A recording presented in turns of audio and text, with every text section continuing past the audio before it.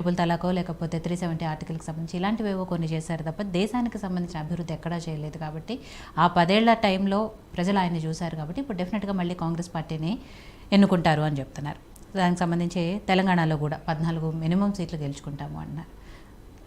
అందరూ కూడా రెడ్ అంకెల స్థానాలకే టార్గెట్ చేశారంటే బీఆర్ఎస్ పార్టీ కానీ బీజేపీ కానీ. సో బీజేపీ కూడా అదే థాట్లో ఉంది, అదే కాన్ఫిడెంట్గా ఉంది, గెలుచుకోవాలి అన్న కసితోనే ఉంది. కాబట్టి బీజేపీ పరిస్థితి ఏంటి? వాళ్ళు ఆల్రెడీ ఈటెల రాజేందర్ గారు, రఘునందన్ గారు, డీకే అరుణ గారు నామినేషన్స్ వేశారు, మిగిలిన అభ్యర్థులు కూడా వేస్తారు. కాబట్టి సో ఎలా ప్రిపేర్ అవుతున్నారు?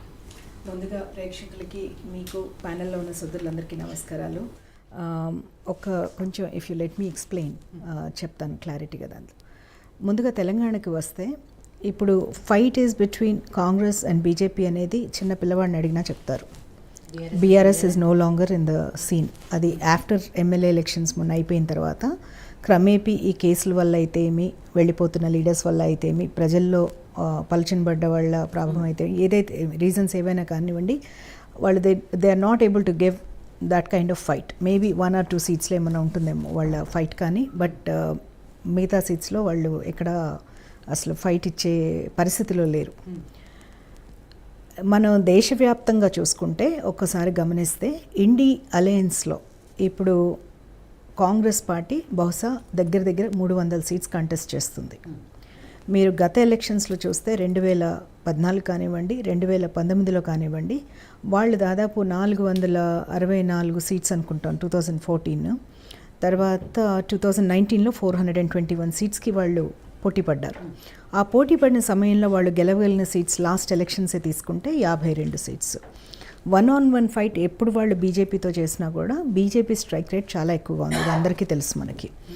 అండ్ కంట్రీలో ఈనాటికి కూడా మహిళలు, యువత, ఫస్ట్ టైం ఓటర్స్ పర్టికులర్లీ అందరూ కూడా మోడీ నామజపమే చేస్తున్నారు. అన్నగారికి బహుశా అంటే ఆయన తెలియదని నేను అనుకోను, కానీ అన్ని రంగాల్లో కూడా అభివృద్ధి అనేది కనిపిస్తోంది అందరికీ.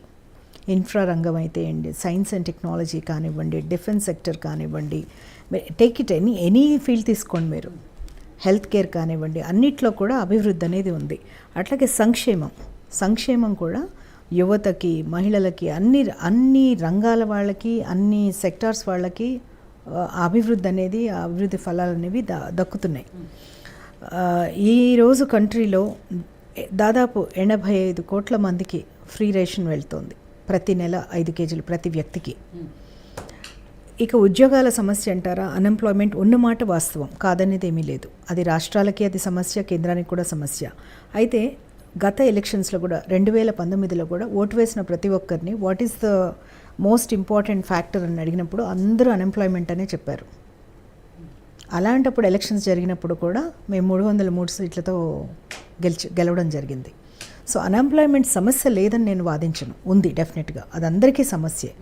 కాకపోతే మన జనాభాకి సరిపోయే ఉద్యోగాలు ఎప్పుడూ ఉండవని నేను అనుకుంటాను. నైపుణ్య శిక్షణ మీద కాన్సన్ట్రేట్ చేస్తున్నాము. డెఫినెట్గా అడాప్టబిలిటీ పెంచడానికి అవన్నీ కూడా యూత్కి అవకాశాలు ఎక్కువ చేస్తున్నారు. కానీ 2 కోట్ల ఉద్యోగాలు అనేది ఇక్కడ ఒక్క విషయం గుర్తుపెట్టుకోండి మీరు, 2 కోట్లు అనేది గవర్నమెంట్ ఉద్యోగాలని ఎవరు చెప్పలేదండి. 2 కోట్ల ఉద్యోగాలంటే వీ క్రియేట్ దట్ ఎన్వైరన్మెంట్. ఇప్పుడు ఒక ఇండస్ట్రీ వస్తుంది, ఒక పెద్ద ఇండస్ట్రియలిస్ట్ ఒక ఇండస్ట్రీ స్టార్ట్ చేస్తారు, అక్కడ సడన్గా ఒక 5,000 6,000 ఉద్యోగాలు వస్తాయి. దానికి సెకండరీగా ఇంకా రిలేటెడ్ బిజినెస్లు డెవలప్ అవుతాయి. ఇప్పుడు సపోజ్ ఒక పిజ్జా హట్ ఇది పెట్టారనుకోండి, డెలివరీ బాయ్ కూడా ఒక ఉద్యోగమే కదా, కాదని అనగలమా మనం? పోస్టల్ క్లర్క్స్ అట్లా ఉన్నట్టే వీళ్ళు కూడా ఒక ఉద్యోగమే కదా. వాదించవచ్చు ఎవరన్నా అది ఉద్యోగాలు కాదని. కానీ నేనేమంటానంటే ఒక ఇండస్ట్రీ ఏదైనా స్టార్ట్ అయినప్పుడు, ఒక యూనిట్ ఏదైనా స్టార్ట్ అయినప్పుడు చుట్టుపక్కల డైరెక్ట్ అండ్ ఇండైరెక్ట్ ఎంప్లాయ్మెంట్ ఉంటుంది, అవన్నీ కూడా కౌంట్ చేసుకోవాలి. ఇప్పుడు మనము as government job primarily jobs ఇవ్వడం కాదు కదా, అది అందరూ ఒప్పుకుంటారు. గవర్నమెంట్ డిపార్ట్మెంట్లో ఉన్నవి వాళ్ళు ఫిల్ చేసుకుంటూ వస్తుంటారు డిఫరెంట్ డిపార్ట్మెంట్స్లో. కానీ మన జనాభాకి తగినన్ని జాబ్స్ అక్కడ లేవనేది అది స్పష్టం, whether it's state government or central government. మనం చేయాల్సింది ఏంటంటే ఆ ఇన్ఫ్రాస్ట్రక్చర్ అండ్ ఎన్వైర్న్మెంట్ ఏదైతే ఉందో దాన్ని కొంచెం కండ్యూసివ్గా ఉద్యోగాలు వచ్చే రీతిలో మన ఇండస్ట్రియల్ పాలసీస్ కానివ్వండి, ఏదైనా కూడా వచ్చి ఎవరైనా ఇప్పుడు నా స్టడీస్ అయిపోయింది, నేను ఇండిపెండెంట్గా ఒక ఏదైనా పెట్టుకోవాలనుకుంటున్నాను, దానికి తగ్గ లోన్స్ ఇవ్వడం కానీ అలాంటి వాటిల్లో ఫెసిలిటేట్ చేసే ఎన్వైరన్మెంట్ని క్రియేట్ చేస్తారు, ఒక కండ్యూజివ్ ఎన్వైరన్మెంట్ని. అంతేకాని డైరెక్ట్గా గవర్నమెంటే ప్రతి జాబ్ ఇస్తుందా అంటే లేదు, అది స్టేట్ గవర్నమెంట్ ఇవ్వలేదు, సెంట్రల్ గవర్నమెంట్ ఇవ్వలేదు. So when we talk about ఇన్ని క్రోర్స్ ఉద్యోగాలు అంటే అది ఓవరాల్గా ప్రైవేట్ సెక్టర్, పబ్లిక్ సెక్టర్ అన్ని డైరెక్ట్ అండ్ ఇండైరెక్ట్ అన్నీ కలిపి. ఇప్పుడు ఫర్ ఎగ్జాంపుల్ మీకు మోడీ గారు ఇటీవల సంకల్ప పత్ర ఇచ్చేశారు. దాంట్లో దాదాపు మన కంట్రీలో దాదాపు ఒక 15 కోట్ల మంది మహిళలు సెల్ఫ్ హెల్ప్ గ్రూప్స్లో ఉన్నారు, స్వయం సహాయక బృందాలుగా ఉండి, డ్వాకా గ్రూప్స్ అంటాం కదా. వాళ్ళని స్కిల్ ట్రైనింగ్ చేసి వాళ్ళు ప్రోడక్ట్స్ తయారు చేసేలా చూసి ఆ ప్రోడక్ట్స్కి కూడా మార్కెటింగ్ ఏర్పాటు చేసి government will be behind them.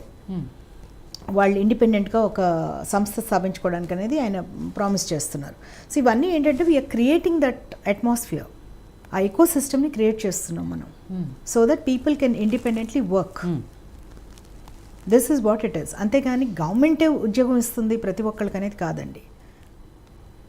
Direct and indirect